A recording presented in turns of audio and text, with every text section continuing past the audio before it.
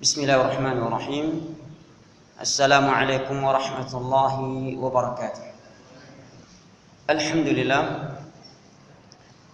لله الذي أرسل رسوله بالهدى ودين الحق ليظهره على الدين كله ولو كره الكافرون ولو كره المشركون، وأشهد أن لا إله إلا الله وحده لا شريك له إقرارا به وتوحيدا، وأشهد أن محمدا عبده ورسوله صلى الله عليه وعلى آله وصحبه وسلم تسليما كثيرا. أما بعد، فالحمdulillah, puji dan syukur senantiasa kita panjatkan kehadirat Allah Jalla wa'ala yang dengan nikmat hidayah, kesehatan dan kesempatan darinya kita sama-sama telah melaksanakan sebuah ibadah yang mulia, yang kita yakini bahwa ibadah tersebut Allah wajibkan kepada segenap umat Nabi sallallahu alaihi wasallam kaum lelaki, yaitu salat maghrib secara berjamaah bersama kaum muslimin. Maka ini merupakan nikmat dan anugerah dari Allah Jalla wa Ala yang patutnya kita bergembira dengannya. Allah berfirman, "Qul bi fadlillahi wa bi rahmatihi fabidzalika falyafrahu huwa khairum mimma yajma'un." Katakanlah dengan keutamaan yang Allah berikan kepada mereka, keutamaan agama, dininya dan rahmatnya, fabidzalika falyafrahu, hendaknya mereka bergembira dengannya. Dan itu semua lebih baik dari seluruh pembendaraan dunia, seluruh dunia yang dikumpulkan oleh manusia ini. Salawat dan salam semoga senantiasa tersanjung sajikan kepada Nabi besar kita, Nabi Muhammad sallallahu alaihi wasallam, seorang nabi yang telah bersabda di dalam sebuah hadis yang diriwayatkan oleh Imam Muslim dari Jabir ibn Abdullah radhiyallahu anhu, "Mathali wa mathalukum kamathali rajulin awqada nara faja'ala al-janadib wal farash yaqa'na fiha wa huwa yadhubbuhunna 'anha wa ana akhidhun bihujazikum wa antum tuflituna min yadayhi."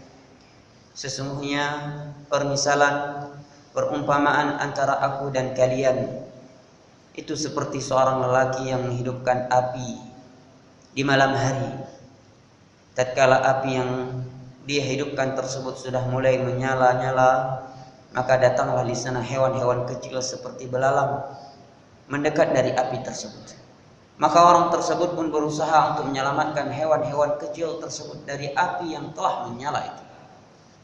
Maka demikianlah aku, akhidhum bihujazikum, aku pegang erat-erat kalian agar tidak terseret ke dalam neraka Allah Jalla wa Ala, wa antum tuflituna min yadai, tetapi kalian dengan sengajanya melepaskan peganganku agar kalian tidak terseret ke dalam neraka, sehingga semua dari umatnya yang masuk ke dalam neraka Allah Jalla wa Ala, semua mereka adalah orang-orang yang telah jelas kepada mereka kebenaran, yang telah jelas kepada mereka dakwahnya Nabi sallallahu alaihi wasallam. Ikhwanil kiram, jamaah sedang jamaah salat maghrib, dan insyaallah taala ibu bapak, saudara dan saudari yang saya cintai dan hormati, rahimani wa rahimakumullah, merupakan sunnatullah, ketetapan yang Allah tetapkan kepada hamba-hambanya, bahwa tidak akan ada yang namanya perubahan dari suatu kondisi kepada kondisi yang lebih baik bila tidak ada upaya dan usaha dari hamba tersebut. Allah telah berfirman di dalam beberapa ayat Al-Qur'anul Karim.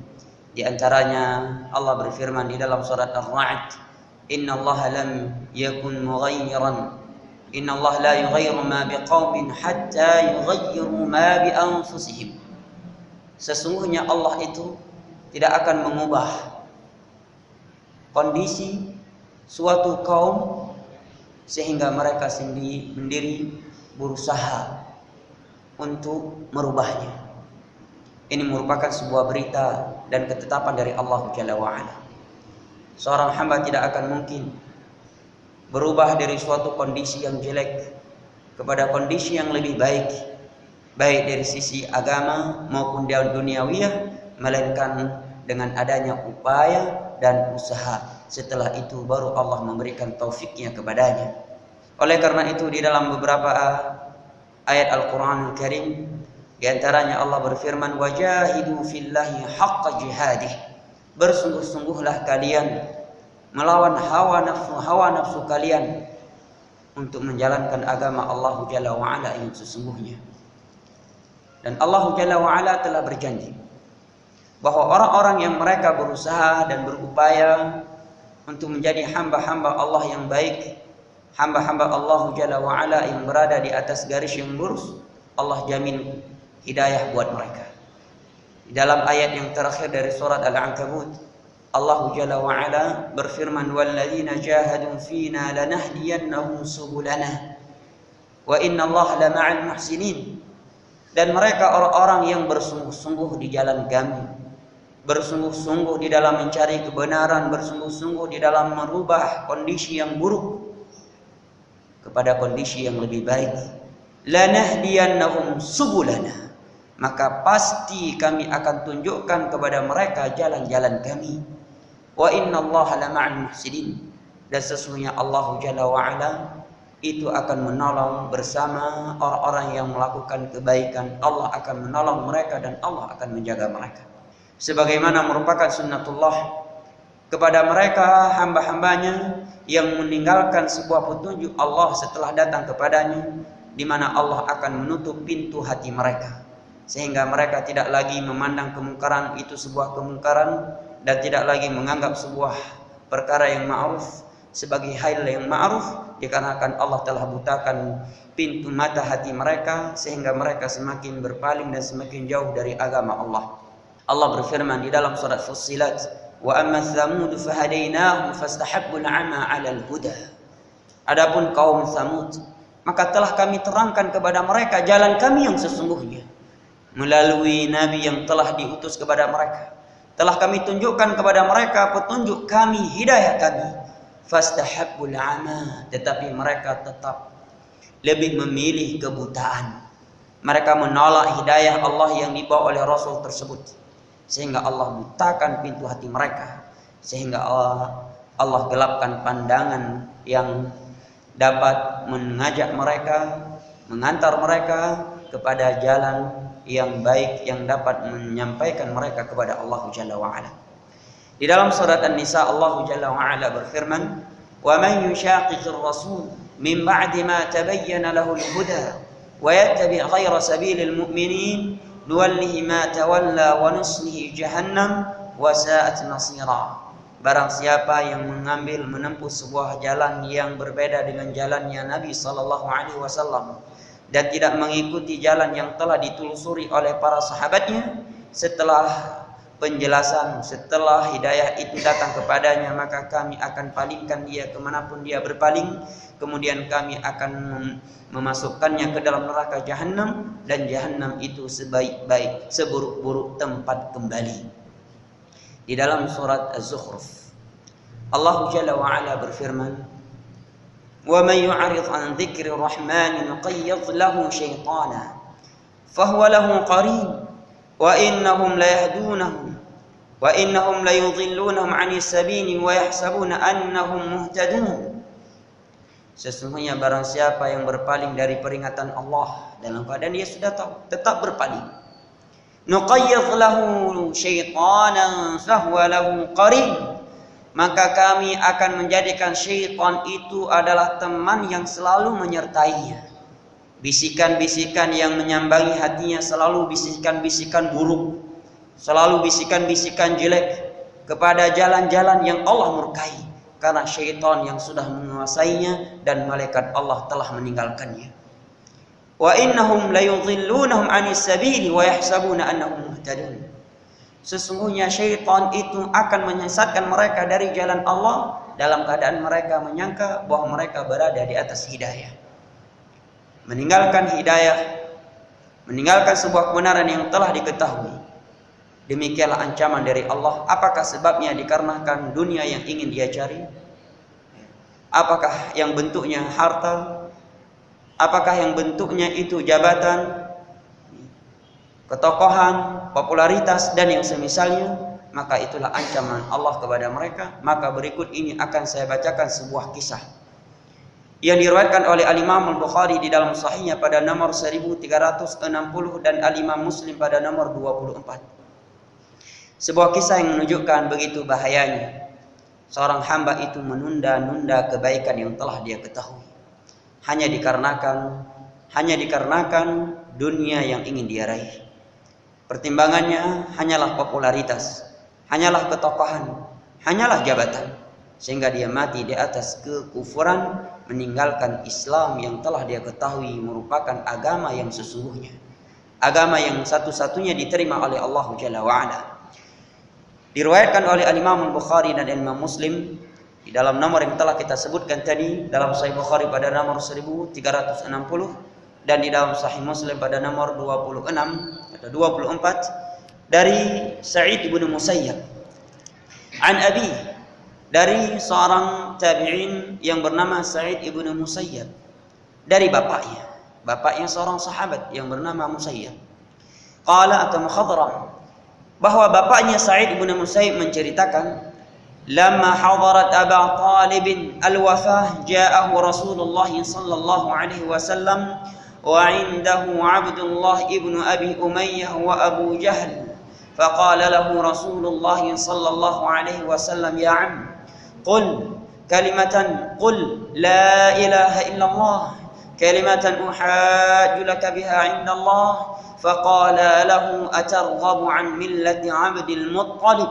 فأعاد عليه النبي صلى الله عليه وسلم فأعاد، فكان آخر ما قاله على ملة عبد المطلب وأبى أن يقول لا إله إلا الله. فقال النبي صلى الله عليه وسلم لا أستغفرن لك ما لم أنه عنك.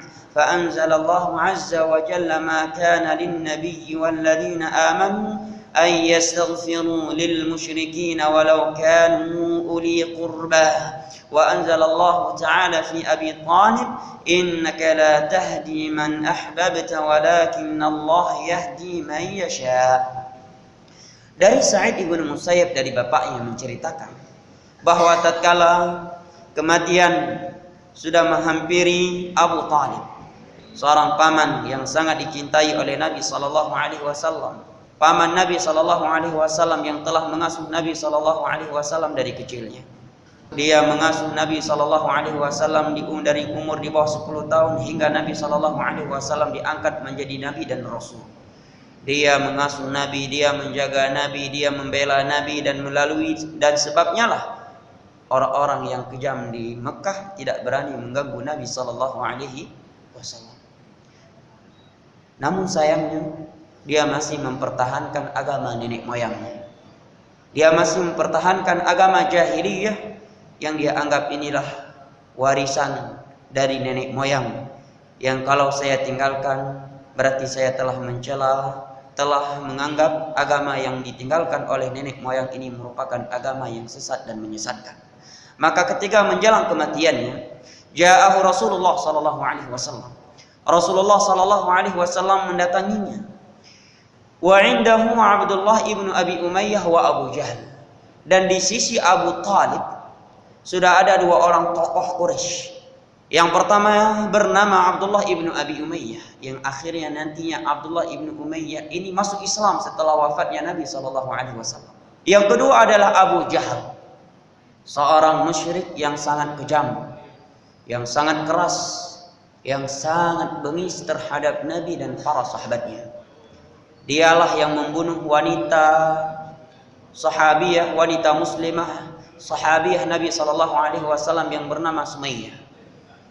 Tatkala wanita tersebut, sahabiyah Nabi sallallahu alaihi wasallam tersebut diikat di pohon kurma, disiksa oleh kufar Quraisy di saat itu, maka didatangi oleh Abu Jahal membawa pelepah kurma, kemudian mohon maaf dia tusuk di bagian kemaluan sahabiyah tersebut sehingga wafat, mati syahid.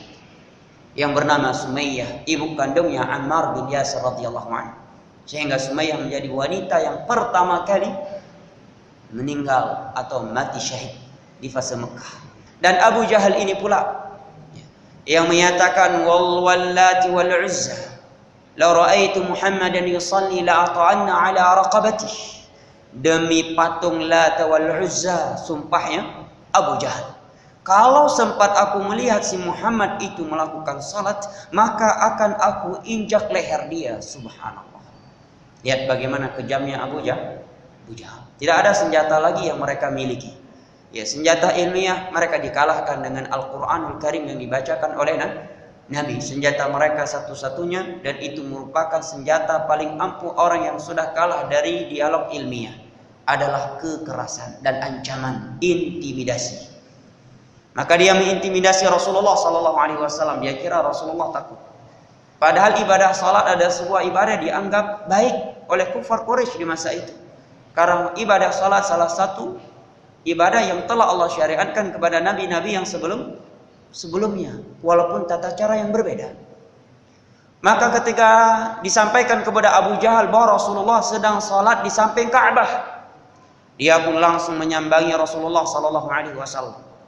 Ketika dia sudah mulai dekat dengan Rasulullah SAW, tiba-tiba dia jatuh tersungkur di atas dua tangannya.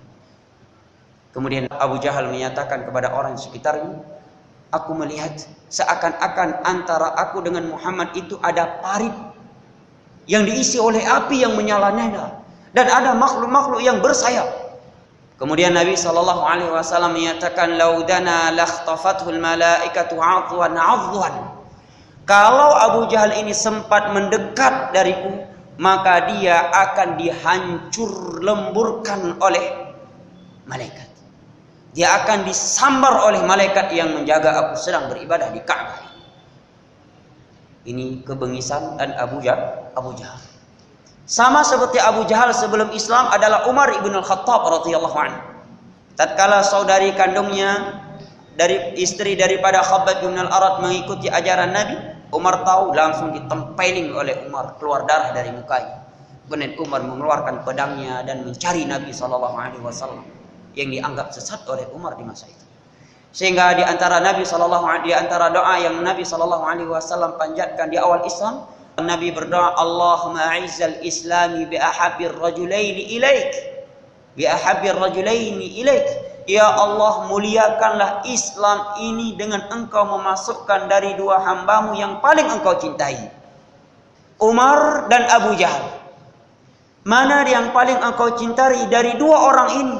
Maka masukkanlah mereka ke dalam Islam, agar Islam ini memiliki kewibawaan, agar kaum muslimin itu disegani oleh musuh-musuh. Karena Umar dan Abu Jahal ini dikenal, ya, preman kelas kakap, ya, bukan preman kampung, ya, tapi preman kelas kakap. Ya. Seorang pemberani, kuat, keras, dan kalau sudah mundur, sudah maju, tidak mengenal kata mundur. Ini Umar dan Abu Jahal. Kedua-duanya bengis. Kedua-duanya termasuk orang yang menyiksa kaum muslimin di awal Islam. Sehingga Nabi berdoa, ya Allah, muliakanlah Islam ini dengan engkau masukkan salah satu dari dua hambamu yang paling engkau cintai ke dalam Islam ini, Abu Jahal dan Umar. Namun Allah berkehendak hanyalah Umar yang Allah berikan hidayah dengan hikmah dan keadilannya Allah Jalla wa'ala. Inilah Abu Jahal. Kesimpulannya bahwa Abdullah ibn Abi Umayyah dan Abu Jahal ini adalah dua tokoh kufar Quraisy dan teman dekatnya Abu Talib. Karena Abu Talib pamannya Nabi SAW ini juga merupakan tokoh kufar Quraisy. Ketika Nabi SAW masuk menemui Abu Talib, paman yang sudah berada di ranjang kematian, Nabi sudah mendapati di situ ada Abu Jahal dan Abdullah ibnu Abi Umayyah. Abu Jahal musuhnya siapa? Musuhnya Rasulullah SAW. Yang mana ketika Ali bin Abi Thalib ingin poligami dengan putrinya Abu Jahal yang masuk Islam, Nabi melarang Ali untuk poligami. Rasulullah menyatakan bahwa Allah itu tidak rela, ya, tidak rela, ya, akan bertemunya putri Nabi dengan putri musuh Allah, Abu Jahal. Ketika Nabi SAW menemui paman yang sudah berada di ranjang kematian, tiba-tiba Abu Jahal sudah ada di situ. Abdullah bin Abi Umayyah juga telah ada di situ. Maka Nabi SAW dengan harapan yang kuat di dalam hatinya, dengan jiwa besarnya, Nabi menyatakan, ya Am, wahai sang paman, qul, ucapkanlah la ilaha illallah, kalimat la ilaha illallah, tiada sesembahan yang berhak diibadahi dengan benar kecuali Allah. Kalimatan uhajju laka biha indallah, sebuah kalimat yang nantinya di hari kiamat aku akan bisa membelamu di sisi Allah. Ketika Abu Jahal dan Abdullah ibn Umayyah mendengar seruan Nabi kepada Abu Talib, tokohnya kufar Quraisy, mereka tahu konsekuensi mengucapkan la ilaha illallah. Konsekuensi daripada mengucapkan kalimat la ilaha illallah harus meniadakan seluruh peribadatan yang disembah selain Allah, seluruh sesembahan yang disembah selain Allah, dan harus memurnikan peribadatan itu hanya untuk Allah, sehingga tidak boleh lagi bernazar kepada selain Allah, tidak boleh lagi menyembelih untuk selain Allah, dan tidak boleh lagi menjadikan makhluk-makhluk ini sebagai perantara antara mereka dengan Allah di dalam beribadah. Dan mereka tahu kalau Abu Talib sempat masuk Islam, maka ini akan menggegerkan masyarakat Mekah, akan memberi pengaruh besar kepada masyarakat Mekah, karena Abu Talib penjaga Ka'bah yang mengurus Masjidil Haram dari keluarga yang dimuliakan. Nenek moyangnya adalah orang-orang yang ditokohkan. Ya kendai orang Aceh pun Ulay Balang. Ya Ulay Balang. Keturunan Ulay Balang. Ini Abu Talib. Ketika Abu Jahal dan Abdullah ibnu Abi Umayyah mendengar seruan Nabi SAW yang demikian semangatnya, mereka menyanggahnya.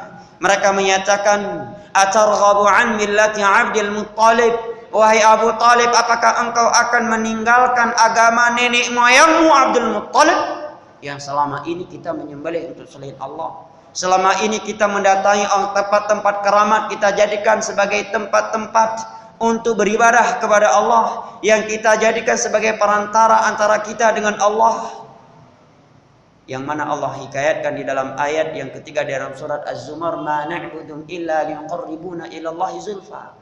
Orang-orang kufar Quraisy Mekah selalu beralasan bahwa kami tidak beribadah, tidak menyembah wali-wali Allah ini, kami hanya ingin menjadikan mereka sebagai perantara antara kami dengan Allah. Inilah kesyirikan.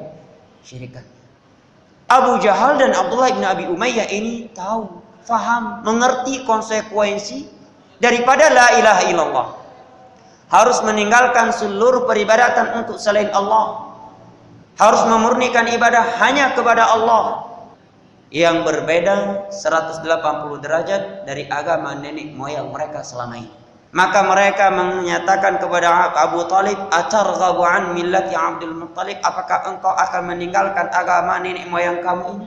Sudah sekian lama kita jalankan, sudah sekian ratusan tahun, sekarang engkau ingin meninggalkannya? Berarti agama yang selama kita pegang, selama ini kita lakukan adalah agama yang sesat. Maka Abu Talib kembali menoleh kepada Nabi SAW. Sebelah kanannya, fa'ada alaihi Nabi SAW. Nabi pun kembali menyatakan, ya qul kalimatan uhajju laka biha indallah, wahai sang paman, ucapkan la ilaha illallah, tidak ada sesembahan yang berhak diibadahi kecuali Allah. Kalimatan uhajju laka biha indallah, dengan kalimat itu nantinya aku akan mampu membela engkau di sisi Allah. Abu Talib kembali menoleh ke arah kiri. Dibantahkah lagi oleh Abu Jahal dan Abdullah ibnu Abi Umayyah dengan ucapan mereka, atarghabu an millati Abdul Muttalib, apakah engkau akan meninggalkan agama nenek moyangmu, agama Abdul Muttalib? Abu Talib kembali menoleh kepada Nabi SAW. Lagi-lagi Nabi SAW menyatakan, ya an qul la ilaha illallah kalimatan uhajju laka biha indallah, wahai sang paman, ucapkan la ilaha illallah, sebuah kalimat yang nantinya aku akan bisa membela engkau di sisi Allah. Abu Talib kembali melihat dua sahabatnya ini, tokoh kufar Quraisy. Mereka pun menyanggahnya dengan sanggahan yang sama. Apakah engkau wahai Abu Talib akan meninggalkan agama nenek moyang? Maka kata sahabat Al-Musayyab ini Al-Mukhadram, ia menyatakan, fakana akhiru ma qala huwa ala millati Abdul Muttalib, sehingga akhir hayatnya Abu Talib dia meninggal masih berada di atas agama nenek moyangnya Abdul Muttalib, agama jahiliyah yang penuh dengan kesyirikan dan kebidahan. Wa aba an yaqula la ilaha illallah, dia enggan mengucapkan la ilaha illallah, tidak ada sesembahan yang berhak diibadahi kecuali Allah. Dia enggan mentauhidkan Allah. Faqala Nabi sallallahu alaihi wasallam, maka Nabi pun bersabda karena kesedihannya dan kecintaannya kepada pamannya, dan waktu itu belum ada larangan hal ini, Nabi pun menyatakan, wallahi la astaghfiranna laka ma lam unha an. Demi Allah, aku akan meminta ampunan kepada Allah untukmu selama aku belum dilarang. Tatkala Nabi sallallahu alaihi wasallam menyatakan demikian, maka Allah pun menurunkan firman-Nya, ma kana lin nabiyyi wal ladzina amanu an yastaghfiru lil musyrikin walau kanu uli qurba. Sesungguhnya tidak boleh bagi seorang nabi dan orang-orang mukmin meminta ampunan kepada orang-orang musyrik, kepada orang-orang kafir, walaupun mereka itu dari karib kerabat, min ba'di ma tabayyana lahum annahum ashabul jahim, setelah jelas bahwa mereka adalah penghuni api neraka jahim. Dengan matinya seorang kafir di atas kekufuran, ini merupakan kepastian bahwa tempatnya adalah neraka. Allah berfirman di dalam surat Al-Bayyinah, innal ladzina kafaru min ahli al-kitab wal musyrikin fi nari jahannam khalidina fiha ulaika hum syarrul bariyah. Sesungguhnya orang-orang kafir dari Yahudi, Nasrani dan orang-orang musyrik, tempat mereka adalah neraka jahannam, mereka kekal di dalamnya dan mereka sejelek-jelek ciptaan Allah yang ada di bawah kolong langit ini. Maka setelah ayat ini turun, maka Nabi pun tidak meminta ampunan kepada Abu Talib dan tidak mensalati Abu Talib, tetapi beliau perintahkan Ali radhiyallahu anhu untuk menguburkan Abu Talib. Surat At-Taubah ayat 113. Dan kata rawi di dalam hadis ini, wa anzalallahu ta'ala fi Abi Talib, dan Allah turunkan firman-Nya tentang Abu Talib ini tatkala Nabi sedih, pamannya yang selama ini menyokong dakwah Nabi, membela dakwah Nabi, mengasuh Nabi SAW mati di atas kekufuran. Rasulullah sedih, lumrah manusiawi, satu hal yang lumrah. Maka Allah pun menurunkan firman-Nya, innaka la tahdi man ahbabta walakinna Allah yahdi man yasha. Sesungguhnya engkau itu tidak akan bisa menentukan hidayah Allah kepada siapa yang engkau kehendaki, tetapi Allah lah semata-mata yang memberikan hidayahnya kepada siapa yang Dia kehendaki. Al-Qasas ayat 56. Dari kisah di atas kita dapat mengambil beberapa pelajaran. Pelajaran yang pertama, bahwa dakwah yang paling diutamakan dan yang paling pertama kita utarakan kepada non-muslim dan kepada orang-orang yang belum memahami tauhid adalah perkara tauhid. Karena tauhid inilah yang menjadi kunci amalan. Dengan tauhid inilah membuat seorang hamba itu berprinsip, kokoh di atas agama Allah, akan meluluhkan hatinya untuk menerima agama Allah, mudah untuk menerima perintah-perintah Allah, dan siap menjauhi larangan-larangan Allah Jalla wa'ala, karena Allah akan mengokohkan mereka di dunia dan akhirat. Allah berfirman di dalam surat Ibrahim, yutsabbitullahu alladhina amanu bil qawli tsabiti fil hayati dunya wa fil akhirah. Sesungguhnya Allah akan mengokohkan orang-orang yang beriman dengan tauhid itu di dunia dan akhirat. Dan jenjang akhirat yang pertama kali adalah kuburan. Dengan tauhidlah mereka akan kokoh di dunia ini. Oleh karena itu, bagaimanapun seorang itu memiliki ibadah yang luar biasa, salatnya, sedekahnya, hajinya, umrahnya, tetapi tatkala tauhid belum benar, kita melihat dia begitu mudah ditarik oleh angin, terbawa kepada kemana angin itu menghembus. Begitu mudah pasang surut imannya seperti pasang surutnya ombak yang ada di lautan. Demikianlah kondisi orang yang tidak kokoh tauhid. Oleh karena itu Nabi SAW 13 tahun di Mekah beliau mengokohkan tauhid. Nabi belum mengharamkan perzinaan, Nabi belum mengharamkan perjudian, Nabi belum mengharamkan khamar, yang itu merupakan minuman mereka sehari-hari. Kata Aisyah radhiyallahu anha, kalaulah di awal dakwah Nabi sudah menyatakan ini tidak boleh, mari melakukan ini, mari melakukan itu, niscaya enggak ada yang mau mengikuti Nabi.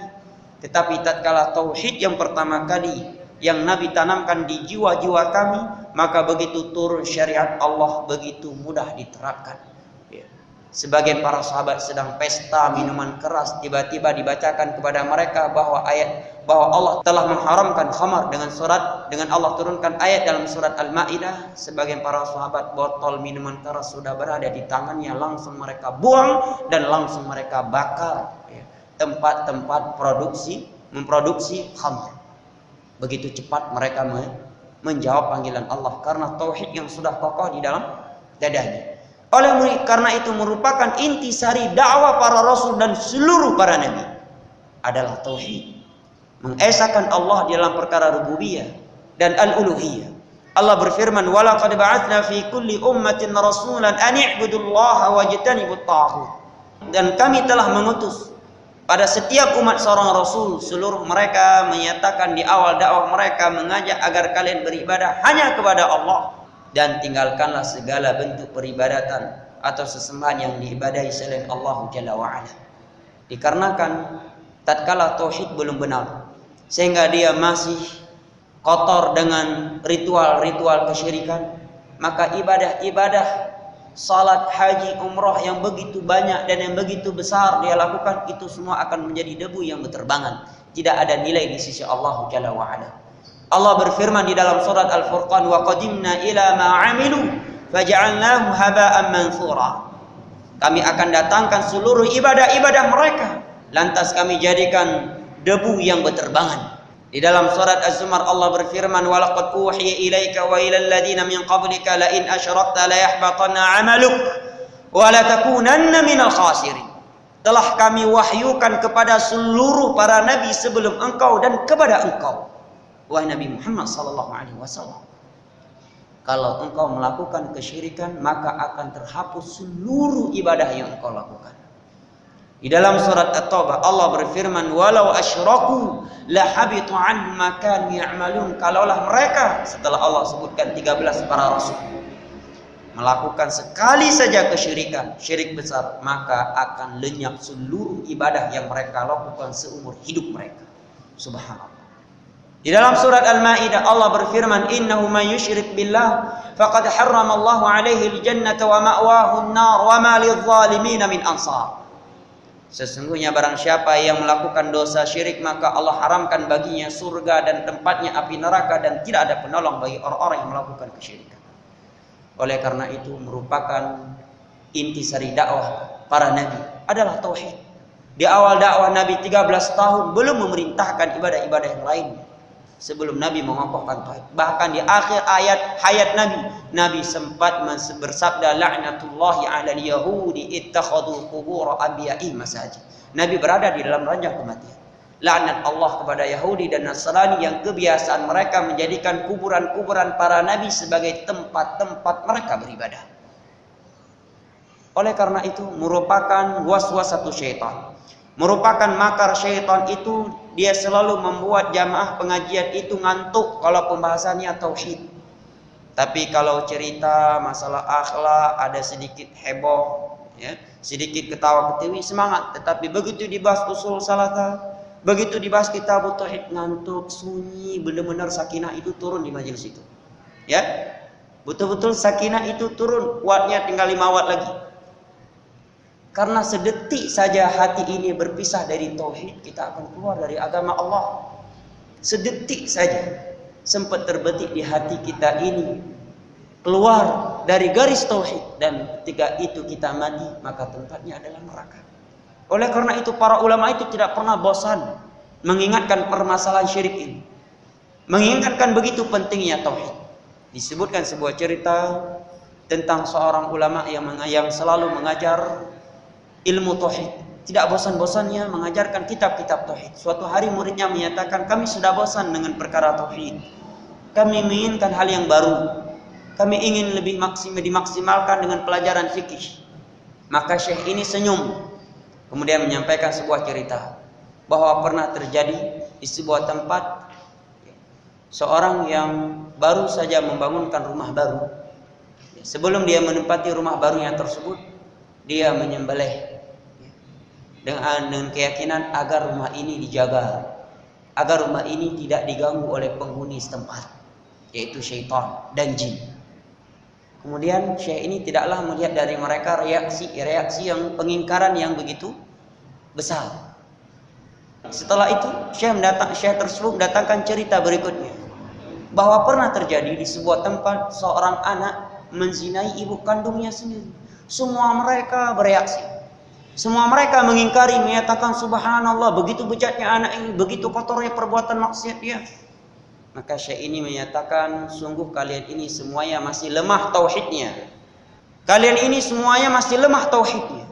Ketika saya menyebutkan ada orang yang menyembelih untuk jin agar rumahnya dijaga, kalian tidak bereaksi, tidak mengingkari seperti ini.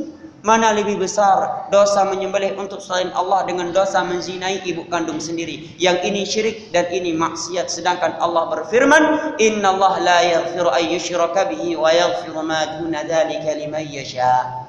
Sesungguhnya Allah itu tidak akan pernah mengampuni dosa kesyirikan, dan Allah akan mengampuni dosa-dosa di bawah kesyirikan kepada siapa yang Dia kehendaki. Ya. Ketika pembahasan tauhid dibahas memang selalu membuat ngantuk dan mudah bosan, dan itu makarnya syaitan. Karena itu merupakan intisari dakwah para rasul. Pelajaran yang kedua yang dapat kita petik dari kisah di atas, disyariatkan, dianjurkan untuk menjenguk non muslim yang sedang sakit dalam rangka mendakwahinya agar dia masuk ke dalam Islam, sebagaimana Rasulullah SAW menjenguk Abu Talib dan mendakwahinya. Kemudian pelajaran yang ketiga yang disebut oleh para ulama yang mensyarah hadis ini, bahwa seorang hamba bagaimanapun bejatnya dia sebelumnya, namun di akhir hayatnya dia bertobat kepada Allah, dia melakukan amal-amal saleh, maka yang diperhitungkan oleh Allah Jalla wa Ala, yang dianggap oleh Allah Jalla wa Ala adalah kondisi akhir dia ketika berpisah dari dunia ini. Oleh karena itu Nabi SAW bersabda di dalam sebuah hadis, innamal a'malu bil khawatim, sesungguhnya amalan itu adalah dengan penutupnya. Hadis ini diriwayatkan oleh Imam Al-Bukhari dan Muslim dari Sahal bin Sa'ad As-Sa'idi. Kalaulah seorang di awal hidupnya selalu beribadah soleh luar biasa, rupanya di akhir hayatnya dia mati di atas kekufuran, di atas kesyirikan, di atas kemaksiatan, maka itulah yang dihitung oleh Allah Jalla wa'ala. Oleh karena itu para sahabat Nabi itu sangat mengkhawatirkan diri mereka itu mati dalam keadaan su'ul khatimah. Mereka sangat mengkhawatirkan diri mereka itu mati di atas su'ul khatimah, sehingga mereka sangat takut kalau ada bisikan-bisikan buruk di hati mereka, sehingga bisikan-bisikan buruk tersebut yang menyambangi hati mereka menjadi sebuah keinginan dan rencana sebelum dia melakukannya, dan dia sudah merencanakan, tiba-tiba malaikat maut datang mencabut ruhnya, dia sudah mendapatkan dosanya karena sudah merencanakan, bukan hanya sekedar bisikan yang ada di hati. Oleh karena itu mereka sangat takut dari bisikan-bisikan syaitan yang menyambangi hati mereka, yang akan menumpuk menjadi keinginan yang akhirnya menjadi sebuah rencana. Mereka sangat takut dari yang namanya su'ul khatimah. Dan husnul khatimah itu akan diperoleh hanya oleh mereka orang-orang yang benar-benar bertauhid kepada Allah. Adalah orang-orang yang benar-benar merealisasikan la ilaha illallah. Karena Allah berfirman di dalam surat Ibrahim, yuthabbitullahu alladhina amanu bil qawli tsabiti fil hayatid dunya wa fil akhirah. Sesungguhnya Allah akan mengokohkan orang-orang yang beriman dengan tauhid mereka di dunia ini dan di akhirat kelak. Dan di antara sebab husnul khatimah adalah seorang itu selalu menjaga amalan-amalan saleh yang dia lakukan, sehingga dapat mengantarkan dia kepada kebaikan-kebaikan yang lainnya. Pelajaran yang ketiga yang dapat kita petik dari kejadian ini, bahwa seorang non muslim apabila dia mengucapkan la ilaha illallah, maka kita hukumi dia seorang muslim secara zahir selama dia belum melakukan pembatal keislaman setelah mengucapkan la ilaha illallah tersebut. Tetapi kalau setelah dia mengucapkan la ilaha illallah, melakukan sebuah perbuatan atau mengucapkan sebuah ucapan yang itu merupakan pembatal keislaman yang Allah sebutkan di dalam Al-Quran dan hadis-hadis Nabi sallallahu alaihi wasallam, maka kita hukumi dia telah murtad dan keluar dari Islamnya. Kemudian pelajaran yang berikutnya yang dapat kita petik dari kisah di atas, bahayanya teman yang jelek, bahayanya menjadikan orang-orang yang buruk, orang-orang yang jelek agamanya, jelek imannya sebagai sahabat dan sebagai teman duduk. Di dalam bahasa Arab itu dikatakan as-sahib sahib, teman itu menarik, ya, sahabat itu dapat menarik, as-sahib sahib. Dan Nabi SAW bersabda di dalam sebuah hadis yang diriwayatkan oleh Imam Al-Bukhari dan Muslim dari Abi Musa Al-Asy'ari radhiyallahu anhu, Nabi bersabda, inna mathala jalisi salih wa jalisi su' kahamilil misk wa nafikhil kir. Sesungguhnya perumpamaan teman yang saleh dengan teman yang buruk itu seperti penjual minyak wangi dengan tukang las, pembakar besi. Fahamilul misk imma an yuhdiyaka wa imma an tabta'a minhu wa imma an tajida minhu rihan thayyibah. Kalau engkau bermain dengan penjual minyak wangi, bisa jadi dia akan menghadiahkan kepadamu sebotol minyak wangi. Kalau tidak, maka engkau bisa membeli sebotol minyak wangi yang harum. Dan minimalnya engkau bisa mencium aroma yang enak darinya. Kalau juga tidak, ya berarti penjual minyak wangi pelit. Masa untuk dirinya sendiri dia nggak pakai minyak wangi, ya, sehingga penjual minyak wangi badannya bau. Ya, ini jarang ya didapati seperti itu. Maka Nabi mengumpamakan bahwa berteman dengan orang yang soleh seperti kita bermain dengan penjual minyak wangi. Bisa jadi kita dihadiahkan sebotol minyak wangi, kalau tidak kita bisa membeli, dan minimalnya kita bisa mencium wangian yang enak. Demikianlah dengan orang saleh. Walaupun di hari pertama mungkin kita tidak bisa langsung melakukan ibadah-ibadah yang dia lakukan, tetapi paling tidak hati kita ini sudah tenteram dengan ibadah-ibadah tersebut, mencintai ibadah-ibadah tersebut, dan sudah menghentikan rencana-rencana jelek yang ada di hati kita selama ini. Dan paling minimnya kita sudah dijauhkan dari kemaksiatan-kemaksiatan yang biasanya kita lakukan tatkala kita sendirian atau dengan orang-orang yang sama dengan kita. Sedangkan bermain dengan orang yang buruk, yang tidak saleh, kata Nabi, kanafikhil kir, seperti engkau berada di samping tukang las, pembakar besi. Imma an yahriqa thiyabak, dia akan membakar bajumu sengaja maupun tidak sengaja. Demikian pula kalau kita bermain dengan pelaku-pelaku maksiat. Terkadang mereka menyeretkan kita ke dalam api neraka Allah, baik dengan sengaja maupun dengan alasan kasih sayang. Sebagian teman karena sayang sama temannya, sebagai bentuk kasih sayang, sebagai bentuk kesetiaan, dia berikan barang-barang yang Allah haramkan. Dia tunjukkan jalan-jalan menuju neraka Allah sebagai bentuk kesetiaan, sebagai bentuk persahabatan yang bagus. Maka kata Nabi, dia akan membakar bajumu, dia akan membuat engkau melakukan maksiat seperti yang dia lakukan tersebut. Dan minimalnya kata Nabi, engkau akan mencium bau yang tidak enak. Walaupun engkau tidak langsung melakukan maksiat yang seperti dia lakukan, seperti perzinaan, perjudian, dan minuman khamar, paling tidak engkau sudah tidak lagi mengingkari, tidak lagi merasa jijik dari maksiat tersebut. Sehingga maksiat tersebut dilakukan di depanmu, engkau menganggap biasa. Ketika engkau tidak mengingkari kemungkaran tersebut, dosanya sama yang akan dia tanggung. Lebih dari itu, iman semakin kurang, semakin cinta kepada kemaksiat, semakin cinta kepada maksiat, dan semakin benci dari yang namanya ketaatan. Oleh karena itu tidak dapat kita pungkiri, orang-orang yang sukanya bermain dengan orang-orang yang suka bermaksiat, dia tidak mau, paling tidak betah kalau bermain dengan orang-orang yang agamis, walaupun tidak dinasihati. Apalagi kalau dinasihati, paling gak betah. Lebih dari itu, dia malu bermain dengan orang-orang yang agamis. Lihat bagaimana kejadian Abu Talib ini, mati di atas kekufuran. Padahal yang mendakwahnya nabinya, yang diyakini oleh Abu Talib sendiri dakwah yang benar. Tetapi karena dua sahabat yang buruk, membuat dia tetap bersisi kukuh di atas agama nenek moyangnya. Maka mudah-mudahan apa yang telah kita dengar dari penjelasan di atas dapat menambahkan ilmu kita, amal kita, dan dapat memotivasi kita di dalam menjalankan agama Allah Jalla wa'ala. Dan semoga Allah memberikan adab dan akhlak yang mulia kepada kita tatkala majelis ilmu sedang disampaikan. Wallahu ta'ala a'lam bishawab. Lebih dan kurang yang saya mohon maaf. Wabillahi taufiq wal hidayah. Wa sallallahu ala nabiyyina Muhammad wa ala alihi wa sahbihi wa sallam. Wa akhiru da'wana alhamdulillahi rabbil alamin. Wassalamu alaikum warahmatullahi wabarakatuh.